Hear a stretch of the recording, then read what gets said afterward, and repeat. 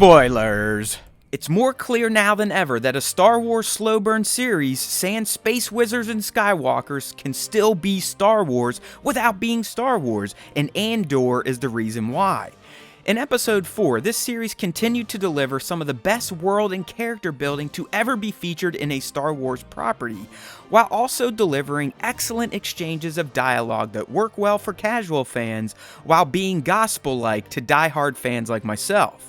Even though Tony said he's not about fan service and Easter eggs, this episode was chock full of them, showing that at least his crew got it and made sure to include some killer lore references throughout, which in turn just makes this series feel like an even more authentic piece of Star Wars. This episode exudes the feeling of rebellion and the arrogance of the Empire, which we all know is about to come to a head 5 years down the road when the Rebel Alliance strikes its first major victory against the soon-to-be extinct Empire. While the episode was rich from start to finish, I found 7 moments to be standouts and ones that reflect this show's deep care about its world, characters, and the overarching Star Wars lore. First, learning that Cassian was fighting on Mimban at the same time as Han Solo was amazing. It adds more history to both characters and warrants fan discussions over if they ever met in a mess hall or in the barracks. Reveals like this, while small, are what makes Star Wars great and reinforces its deep interconnectivity between properties and its ages. The next scene of note is the ISB briefing scene. It perfectly relayed to viewers just how pompous and callous the Empire was towards the galaxy as a whole. It was as if meeting to talk about other systems and planets besides Coruscant was beneath them, and you could sense their general disdain for any system that went against the grain. It was just a great look at the ISB and how they operate with the same cockiness as the Navy and other branches of the Empire. Meeting Vel is also huge, as she clearly is some sort of important early Rebel Cell leader. Like Cassian, it's pretty evident that she was directly recruited by Luthen to serve in his burgeoning rebellion, and she also commands the respect of her squad. There's a good chance she and Cassian become close, and considering she's nowhere to be found in Rogue One, there's also the possibility she dies in service of the Alliance, which would add more motivation to Cassian's already large coffers of Imperial revenge.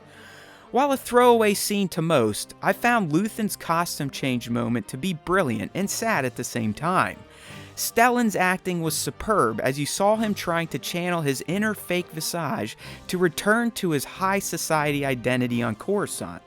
The scene really hammered home the toll his rebel adventures put on him, as well as the stress of living a double life. Sticking with Luthen, his scene with Mon were also brilliant. Again, you got to see how both of them have to live a life of secrecy, and how they're always in fear of being spied on. The whole ruse to get her in the back, then learning about the Circle, are just vintage spy thriller tropes, and I'm digging them in Star Wars.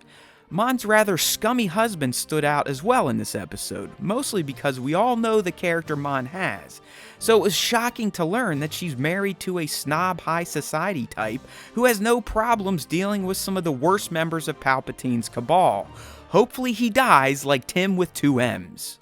Finally, Lieutenant Miro is shaping up to be a very intriguing and possibly surprising Imperial. Her intuition is spot on with rebel activity, but because she's a female in a man's world, she doesn't get the respect or attention that she should. I dig this real-world dynamic that she's placed in, and I'm interested in learning if her high bar is just due to her sex, or if something else like Patagaz's line about bringing in more officers like her has deeper meaning.